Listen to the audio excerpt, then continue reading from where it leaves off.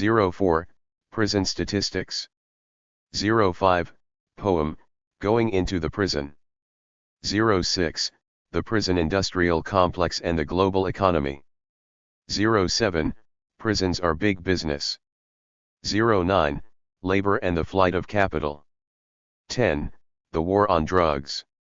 13, Prison Labor. 15, Welcome to the New World Order. 17, What is to be done. 20, References. 22, Resources. 24, Author biographies. 04. The following updated prison information and statistics taken from a 12/07 Justice Department report were provided by BO. The U.S. prison population's explosion is an ever-growing cancer. 7 million people, 1 in every 32 adults, are behind bars. Of those, 2.2 million are in jail, more than 4.1 million are on probation, and almost 1 million are on parole.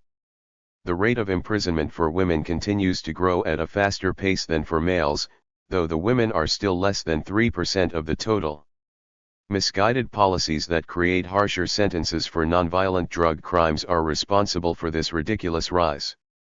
From 1995 to 2003, prisoner population in federal prisons increased by 49%. Racial disparity also continues. In the 25 to 29 age group, close to 9% or 1 in 13 black men are prisoners, compared with 2.6% Latino/Hispanic men and 1.1% for white men. Black women are twice as likely as Latinas and 3 times as likely as white women to be in prison. Therefore, the information in these few pages should be required reading for everyone. The importance of understanding the PIC is learning how not to run a country, and we must know this in order to create a different world for the planet and for ourselves. History does not have to repeat itself. We must begin today to think differently and to certainly act differently, or we will continue to destroy our tomorrow. 05. By Christos. The guard growls, "What's this?" Poetry, I answer, "Just poetry." He waves me through with a yawn that delights me, so I smuggle my words into the women who bite them, chewing, starving. I'm honored to serve them, bring color, music, feelings into that soul death, smiling as I weep for poetry who has such a bad reputation. She's boring, unnecessary, incomprehensible, obscure. Eat the perfect weapon for this sneaky old warhorse to make a rich repast of revolution for Linda Evans. Over 1.8 million people are currently behind bars in the United States. This represents the highest per capita incarceration rate in the history of the world. In 1995 alone, 150 new U.S. prisons were built and filled. This monumental commitment to lock up a sizable percentage of the population is an integral part of the globalization of capital. Several strands converged at the end of the Cold War, changing relations between labor and capital on an international scale: domestic economic decline, racism, the U.S. role as policeman of the world, and growth of the international drug economy in creating a booming prison/industrial complex. And the prison industrial complex is rapidly becoming an essential component of the U.S. economy. 06. Like the military/industrial complex, the prison industrial complex is an interweaving of private business and government interests. Its twofold purpose is profit and social control. Its public rationale is the fight against crime. Not so long ago, communism was the enemy and communists were demonized as a way of justifying gargantuan military expenditures. Now, fear of crime and the demonization of criminals serve a similar ideological purpose: to justify the use of tax dollars for the repression and incarceration of a growing percentage of our population. The omnipresent media blitz about serial killers, missing children, and random violence feeds our fear. In reality, however, most of the criminals we lock up are poor people who commit nonviolent crimes out of economic need. Violence occurs in less than 14% of all reported crime, and injuries occur in just 3%. In California, the top 3 charges for those entering prison are: possession of a controlled substance, possession of a controlled substance for sale, and robbery. Violent crimes like murder, rape, manslaughter, and kidnapping don't even make the top 10. Like fear of communism during the Cold War, fear of crime is a great selling tool for a dubious product. As with the building and maintenance of weapons and armies, the building and maintenance of prisons are big business. Investment houses, construction companies, architects, and support services such as food, medical, transportation and furniture, all stand to profit by prison expansion. A burgeoning specialty item industry sells fencing, handcuffs, drug detectors, protective vests, and other security devices to prisons. As the Cold War winds down and the crime war heats up, defense industry giants like Westinghouse are retooling and lobbying Washington for their share of the domestic law enforcement market. Night enforcer goggles used in the Gulf War, electronic hot wire fencing, and other equipment once used by the military, are now being marketed to the criminal justice system. 07. Prisons are big business. 08. Communication companies like AT&T, Sprint, and MCI are getting into the act as well, gouging prisoners with exorbitant phone calling rates, often 6 times the normal long-distance charge. Smaller firms like Correctional Communications Corp., dedicated solely to the prison phone business, provide computerized prison phone systems, fully equipped for systematic surveillance. They win government contracts by offering to kick back some of the profits to the government agency awarding the contract. These companies are reaping huge profits at the expense of prisoners and their families. Prisoners are often effectively cut off from communication due to the excessive cost of phone calls. One of the fastest growing sectors of the prison industrial complex is private corrections companies. Investment firm Smith Barney is a part owner of a prison in Florida. American Express and General Electric have invested in private prison construction in Oklahoma and Tennessee. Correctional Corporation of America, one of the largest private prison owners, already operates internationally, with more than 48 facilities in 11 states, Puerto Rico, the United Kingdom, and Australia. Under contract by government to run jails and prisons, and paid a fixed sum per prisoner, the profit motive mandates that these firms operate as cheaply and efficiently as possible. This means lower wages for staff, no unions, and fewer services for prisoners. Private contracts also mean less public scrutiny. Prison owners are raking in billions by cutting corners which harm prisoners. Substandard diets, extreme overcrowding, and abuses by poorly trained personnel have all been documented and can be expected in these institutions which are unabashedly about making money. Prisons are also a leading rural growth industry. With traditional agriculture being pushed aside by agribusiness, many rural American communities are facing hard times. Economically depressed areas are falling over each other to secure a prison facility of their own. Prisons are seen as a source of jobs in construction, local vendors, and prison staff as well as a source of tax revenues. An average prison has a staff of several hundred employees and an annual payroll of several $million. Like any industry, the prison economy needs raw materials. In this case, the raw materials are prisoners. The prison industrial complex can grow only if more and more people are incarcerated, even if crime rates drop. 3 strikes and mandatory minimums are 2 examples of the legal superstructure quickly being put in place to guarantee that the prison population will grow and grow and grow. The growth of the prison industrial complex is inextricably tied to the fortunes of labor. Ever since the onset of the Reagan-Bush years in 1980, workers in the United States have been under siege. Aggressive union busting, corporate deregulation, and especially the flight of capital in search of cheaper labor markets, have been crucial factors in the downward plight of American workers. One wave of capital flight occurred in the 1970s. Manufacturing such as textiles in the Northeast moved south to South Carolina, Tennessee, Alabama, non-union states where wages were low. During the 1980s, many more industries closed up shop, moving on to the more competitive atmospheres of Mexico, Brazil, or Taiwan where wages were a mere fraction of those in the US, and environmental, health and safety standards were much lower. Most seriously hurt by these plant closures and layoffs were African Americans and other semi-skilled workers in urban centers who lost their decent-paying industrial jobs. Into the gaping economic hole left by the exodus of jobs from U.S. cities has rushed another economy, the drug economy. 09. The war on drugs, launched by President Reagan in the mid-80s, has been fought on interlocking international and domestic fronts. At the international level, the war on drugs has been both a cynical cover-up of U.S. government involvement in the drug trade, as well as justification for U.S. military intervention and control in the Third World. Over the last 50 years, the primary goal of U.S. foreign policy has been to fight communism and protect corporate interests. To this end, the U.S. government has, with regularity, formed strategic alliances with drug dealers throughout the world. At the conclusion of World War II, the OSS allied itself with heroin traders on the docks of Marseille in an effort to wrest power away from communist dock workers.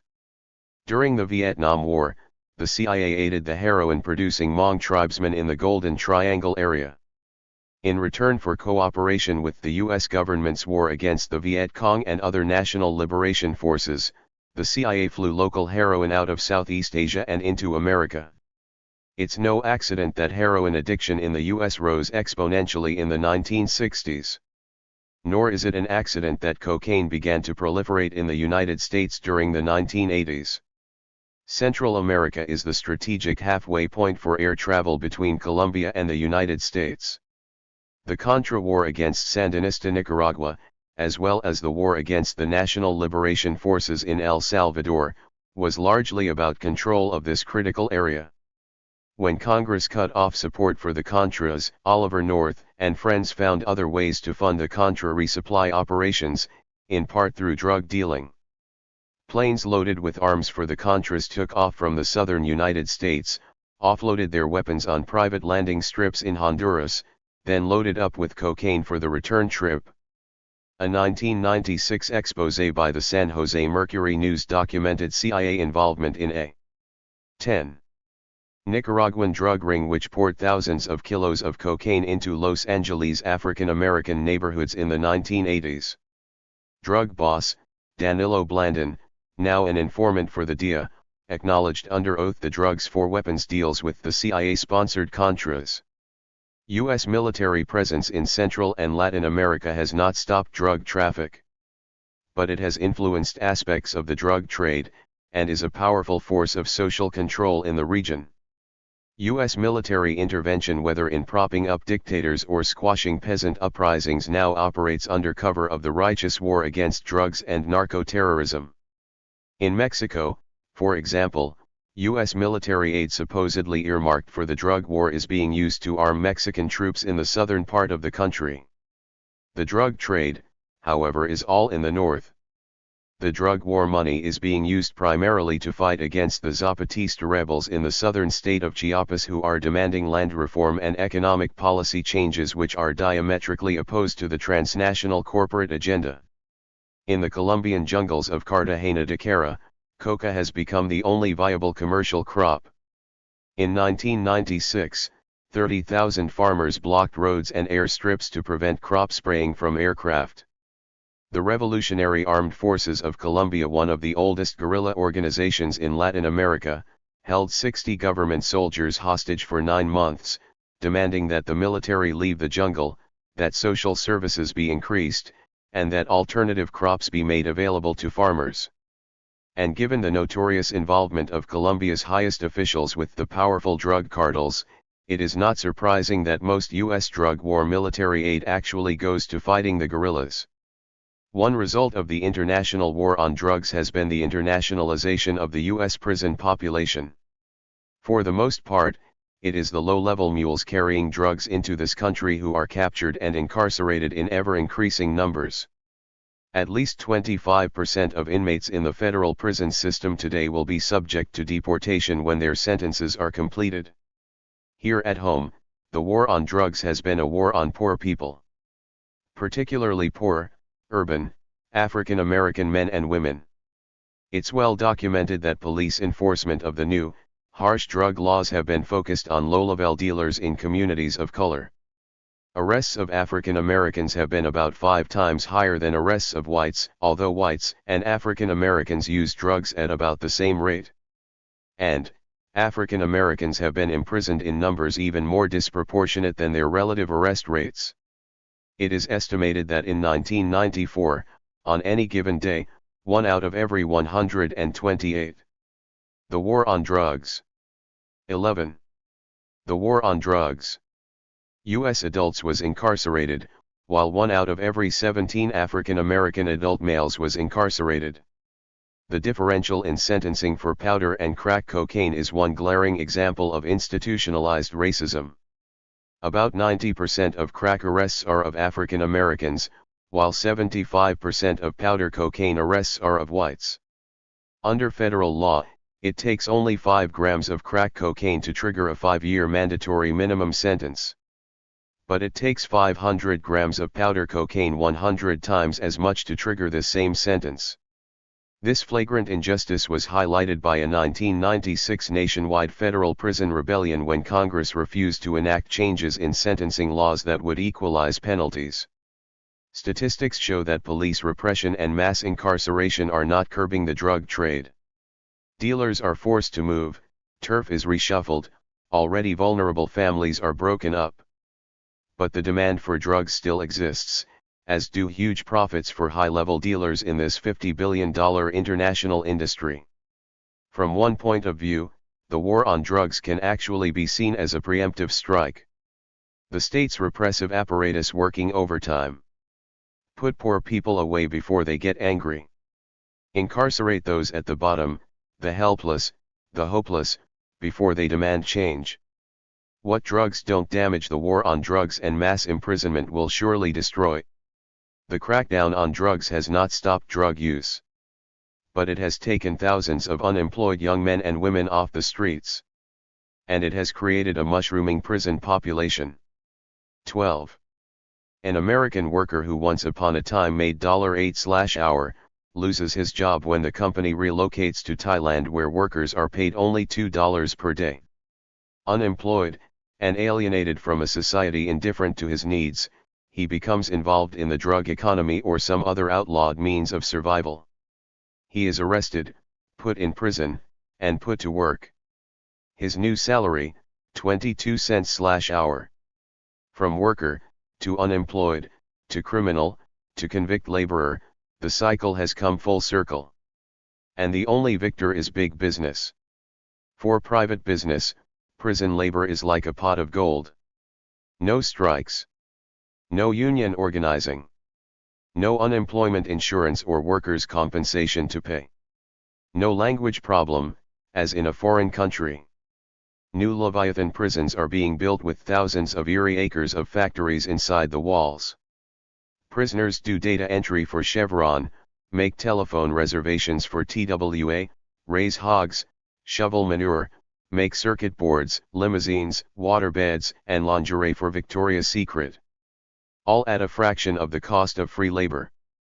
Prisoners can be forced to work for pennies because they have no rights. Even the 14th Amendment to the Constitution, which abolished slavery, excludes prisoners from its protections. And more, prisons are charging inmates for basic necessities from medical care, to toilet paper, to use of the law library. Many states are now charging room and board. Berks County Jail in Pennsylvania is charging inmates $10 per day to be there. California has similar legislation pending. So, while government cannot actually require inmates to work at private industry jobs for less than minimum wage, they are forced to by necessity. Some prison enterprises are state-run. Inmates working at Unicor make recycled furniture and work 40 hours a week for about $40 per month. The Oregon Prison Industries produces a line of Prison Blues blue jeans. An ad in their catalog shows a handsome prison inmate saying, "I say we should make bell-bottoms. They say I've been in here too long." Bizarre, but true. The promotional tags on the clothes themselves actually tout their operation. 13. As rehabilitation and job training for prisoners, who of course would never be able to find work in the garment industry upon release. Prison industries are often directly competing with private industry. Small furniture manufacturers around the country complain that they are being driven out of business by Unicor, which pays 23 cents/hour and has the inside track on government contracts. In another case, U.S. Technologies sold its electronics plant in Austin, Texas, leaving its 150 workers unemployed. 6 weeks later, the electronics plant reopened in a nearby prison. Prison labor. 14. The proliferation of prisons in the United States is one piece of a puzzle called the globalization of capital. Since the end of the Cold War, capitalism has gone on an international business offensive.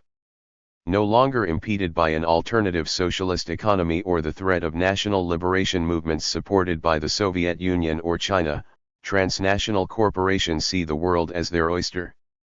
Agencies such as the World Trade Organization, World Bank, and the International Monetary Fund, bolstered by agreements like NAFTA and GATT, are putting more and more power into the hands of transnational corporations by putting the squeeze on national governments. The primary mechanism of control is debt. For decades, developing countries have depended on foreign loans, resulting in increasing vulnerability to the transnational corporate strategy for the global economy. Access to international credit and aid is given only if governments agree to certain conditions known as structural adjustment. In a nutshell, structural adjustment requires cuts in social services, privatization of state-run industry, repeal of agreements with labor about working conditions and minimum wage, conversion of multi-use farmlands into cash crop agriculture for export, and the dismantling of trade laws which protect local economies. Under structural adjustment, police and military expenditures are the only government spending that is encouraged. The sovereignty of nations is compromised when, as in the case of Vietnam, trade sanctions are threatened unless the government allows Camel cigarettes to litter the countryside with billboards, or promises to spend millions in the U.S. orchestrated crackdown on drugs. The basic transnational corporate philosophy is this: the world is a single market, natural resources are to be exploited, people are consumers, anything which hinders profit is to be rooted out and destroyed. The results of this philosophy in action are that while economies are growing, so is poverty, so is ecological destruction, so are sweatshops and child labor. Across the globe. 15. Welcome to the New World Order. Wages are plummeting, indigenous people are being forced off their lands, rivers are becoming industrial dumping grounds, and forests are being obliterated. Massive regional starvation and World Bank riots are becoming more frequent throughout the Third World. All over the world, more and more people are being forced into illegal activity for their own survival as traditional cultures and social structures are destroyed. Inevitably, crime and imprisonment rates are on the rise. And the United States law enforcement establishment is in the forefront, domestically and internationally, in providing state-of-the-art repression. Within the United States, structural adjustment takes the form of welfare and social service cuts, continued massive military spending, and skyrocketing prison spending. Walk through any poor urban neighborhood, school systems are crumbling, after-school programs, libraries, parks and drug treatment centers are closed. But you will see more police stations and more cops. Often, the only social service available to poor young people is jail. The dismantling of social programs, and the growing dominance of the right-wing agenda in U.S. politics has been made possible, at least in part, by the successful repression of the civil rights and liberation movements of the 1960s and 70s. Many of the leaders, Martin Luther King Jr., Malcolm X, Fred Hampton, and many others, were assassinated.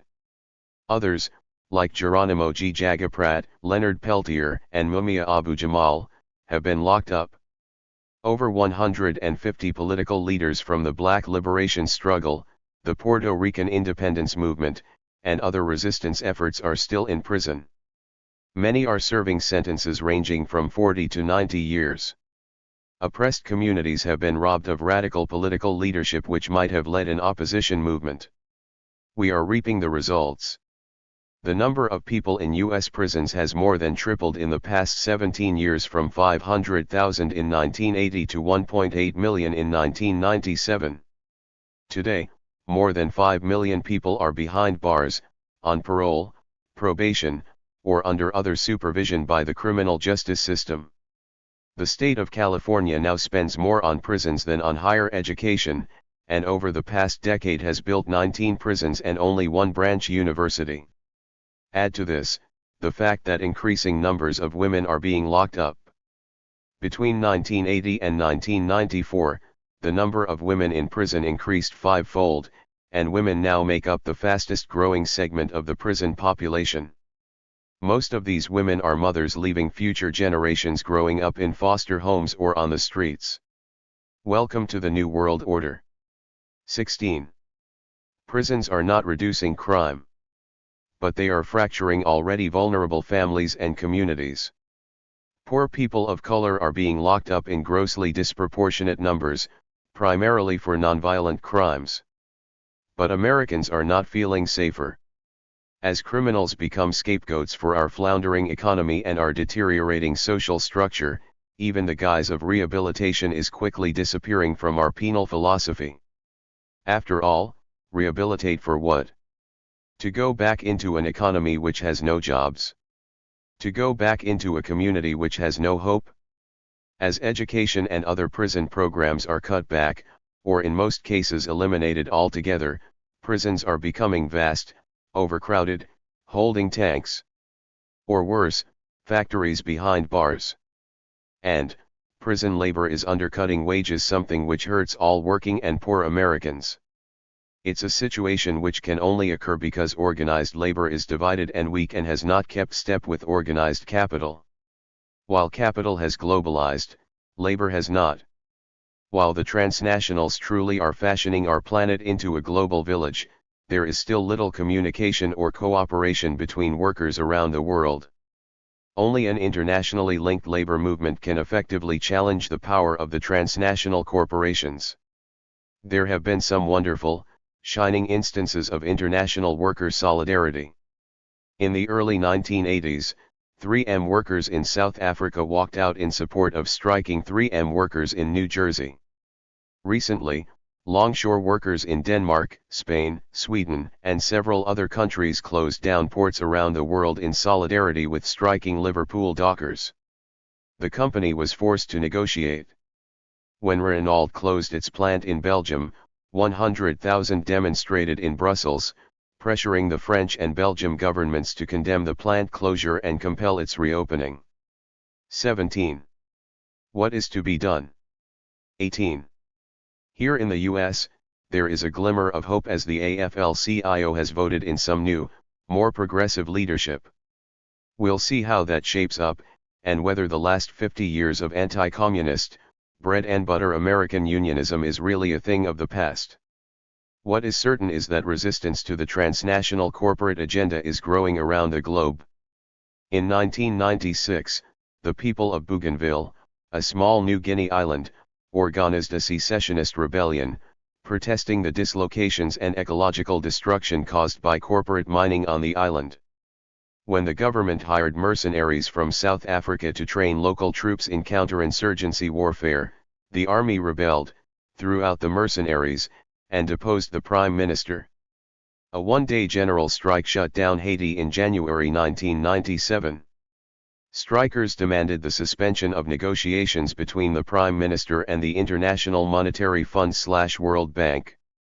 They protested the austerity measures imposed by the IMF and WB, which would mean laying off 7,000 government workers and the privatization of the electric and telephone companies. In Nigeria, the Oganai people conducted a protracted 8-year struggle against Shell oil.